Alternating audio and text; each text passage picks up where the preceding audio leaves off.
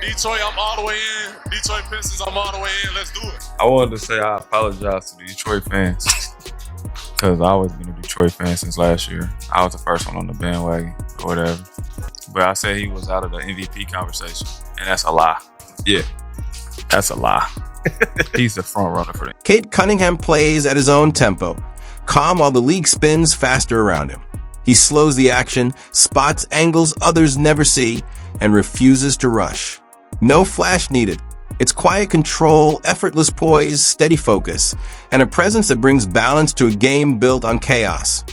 Every possession feels deliberate and under control. I love Cade's game. I think he's going to be a tough cover for a long time. Got to know him when he was in high school, so we built a little relationship. And to play against him in the NBA is sweet. We had a lot of conversations about being on this level and what it took, and to see him out here battle through some injuries to start, but to come out here and play aggressive tonight, hit some big shots for him.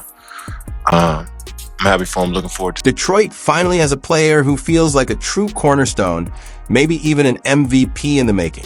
For fans who've endured years of losing, this change still feels unreal.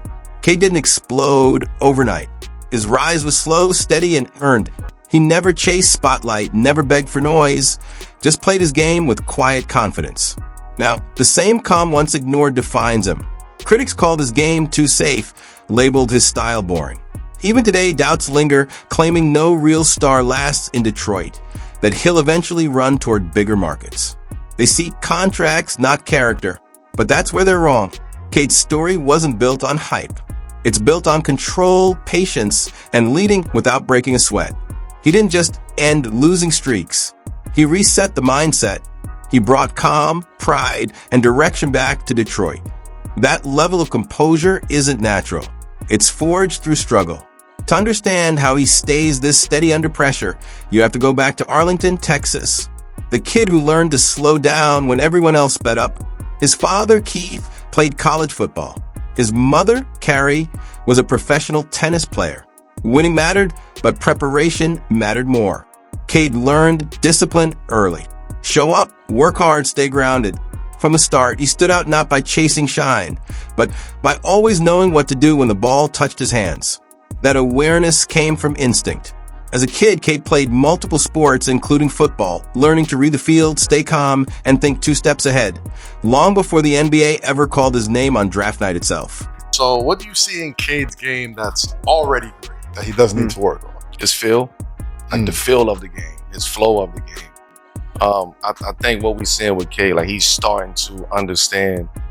We talk about the white hat on this show. Like he's starting to understand that he's wearing the white hat. And he's running that. He's running. That's his team. So with that comes confidence. With that comes responsibility. That quarterback mindset stayed with him for life. Cade was never loud, never flashy, but when games tightened and pressure hit, everyone naturally turned toward him. Teammates trusted him. Coaches leaned on him. The entire pace of the game shifted the moment he took control. He always felt one move ahead, calm, locked in, steady. Competition was constant in his life. Growing up, his older brother Cannon never took it easy on him. Every matchup felt like a battle, and Cade had earned every single win. That daily grind shaped him tougher, sharper, more disciplined.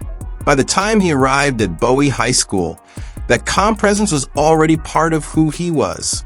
As a freshman, he jumped straight into varsity, facing older, stronger players without hesitation. While others chased highlights and attention, Cade focused on control, reading the floor, and making the right play every time. He never treated high school as the destination. To him, it was just another step forward. What truly separated Cade wasn't eye-popping stats, but how people described him. Poised, reliable, unshakable.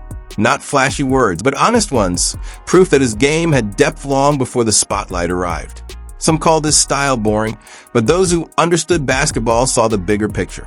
Cade was leveling up fast, mentally and physically. When a sophomore year injury hit, he didn't complain or lose focus. He locked in, worked through it, and returned even sharper.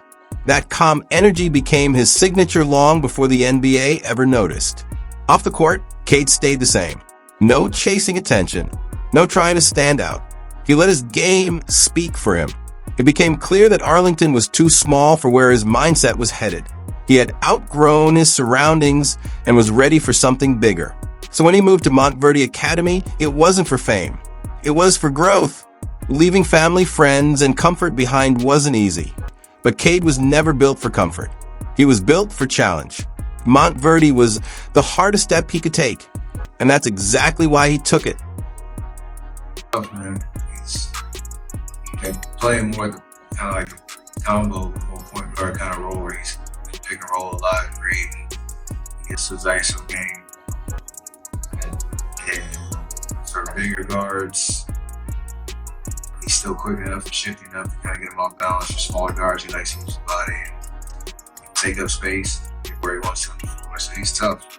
Just gotta live with tough shots he makes. Not let him get blow-bys to the back. Montverde Academy wasn't just another high school. It was a full-on basketball factory, and stepping into it became the real turning point for Cade. At just 16, he left home, traveled more than 1,000 miles, and walked into a program that felt closer to college than childhood. From that moment on, comfort was gone. Everything became about proving he belonged with the best. Montverde was brutal in the best way possible. Every practice felt like a war. Every game was a test. Cade didn't arrive as the star. He entered a locker room packed with 5-star recruits, all used to being the guy. The competition was relentless, and only players who stayed locked and survived. Cade adjusted fast. His calm and control stood out almost immediately. Bigger defenders couldn't knock him off balance. Faster guards couldn't rush him. No matter the pressure, his pace stayed the same. Before long, coaches trusted him to run the floor like a pro. Around that time, Cade went vegan, another sign that his discipline went beyond basketball. Montverde rewarded focus, preparation, and composure, not flash, and that fit him perfectly. By his junior and senior seasons, the roster was loaded with future NBA names, including Scotty Barnes. Still, Cade became the glue. He led with control, not noise, turning Montverde into one of the most dominant high school teams ever. As the spotlight grew, people still misunderstood him. They called his game safe, controlled, even boring, missing the point entirely. That control was his edge, and Cade kept answering doubts the same way he always had, with calm performances, one after another. Off the court, though, life felt heavier. For the first time, he was truly alone. No family in the stands. No comfort to lean on. Just pressure, distance, and growth colliding all at once. It's up at 4 a.m. every morning. So I think if I could make it for him and for the rest of my family so that they can, sleep in and, just live a... Cade got like a vendetta. He feel like when I'm watching him, he's like, man, let me give you this. Like he's in kill mode. He reminds me of Grant Hill a lot too. Who? Grant Hill. Yeah, he shifty. Yeah. He's shifty, Lord. He's shifty as fuck. I love Cade Cunningham. I love how Detroit looks, and they gonna be skipping. Montverde didn't just test Cade's skill, it tested his spirit. And just when he started finding his rhythm, life hit him hard. After moving to Florida, he faced deep personal loss, the kind that shakes you no matter how strong you think you are. Within months, his world flipped upside down. He lost loved ones back to back, barely given time to process the pain before another wave came crashing in. Then came a moment that changed everything. His ex-girlfriend back in Texas was pregnant, and Cade was only 17, living hundreds of miles away.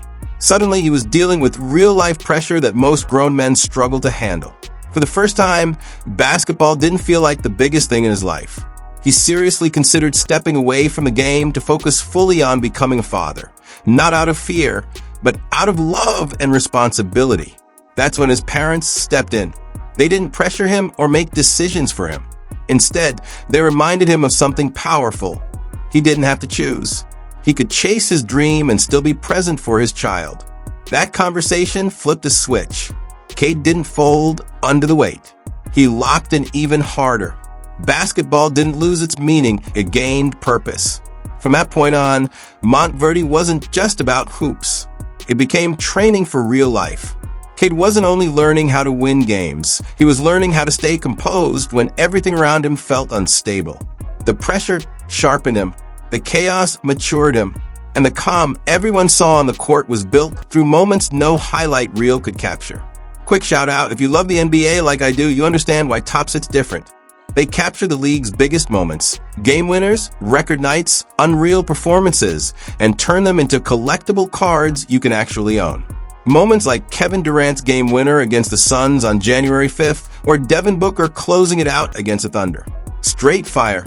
Some cards even come signed or include rare memorabilia, meaning even a base pull can turn into something crazy. And don't sleep on this Nikola Jokic-esque Christmas Day card from when he dropped 55 points, 15 assists, and 15 rebounds. Pure history. These drops only last 48 hours, so don't wait. Hit the link, grab your Topps Now cards, and build your collection. Big thanks to Topps for sponsoring this. Back to Cade Cunningham. He finished his high school career undefeated, leading one of the strongest teams ever assembled. But the real story wasn't the wins. It was the growth. He left Montverde sharper, calmer, and fully aware that every decision now carried real weight. By the time his daughter was born, college wasn't just about basketball anymore, it was about life. Programs like Duke and North Carolina came calling. But Cade wasn't chasing fame. He wanted stability, a place close to home, a place where he could still be there for his daughter while building his future. I think this is what you want when you draft the number one pick. You know, obviously, early on in his career, it was tough. He took some whippings, and the team, you know, constantly grew and grew and grew. He got better and better and better, and he willed this team into the number one seed. When Oklahoma State entered the picture, everything clicked. It wasn't about hype or headlines, it was about home. Cade wanted balance between basketball and family, and Stillwater offered exactly that. On paper, the choice confused people. Oklahoma State wasn't a powerhouse or a spotlight magnet. But Cade never cared about fitting into someone else's system. He was building his own. There, he could compete at a high level, stay grounded, and keep the people who mattered most close. The decision became even clearer when his brother, Cade Cunningham, joined the Oklahoma State coaching staff. Cade wasn't just family. He was Cade's first coach, his toughest critic, and the one voice that always kept it honest. With Cannon there, Cade gained something no other program could provide: real trust. Someone who understood him beyond stats, rankings, and expectations. That foundation made Oklahoma State the perfect fit. Intro 7. Once the season tipped off, Cade didn't look like a freshman. He looked like a veteran running the floor. No wasted motion, no chasing hype, just control. Every possession had intent. Every game carried his imprint. Oklahoma State didn't just compete again, it mattered again, powered by Cade's calm confidence in every matchup. Then came the statements. Late-game shots, cold-blooded buckets in hostile arenas, composed performances when pressure was highest, and that unforgettable 40-point masterpiece that erased all doubt. Cade wasn't learning college basketball.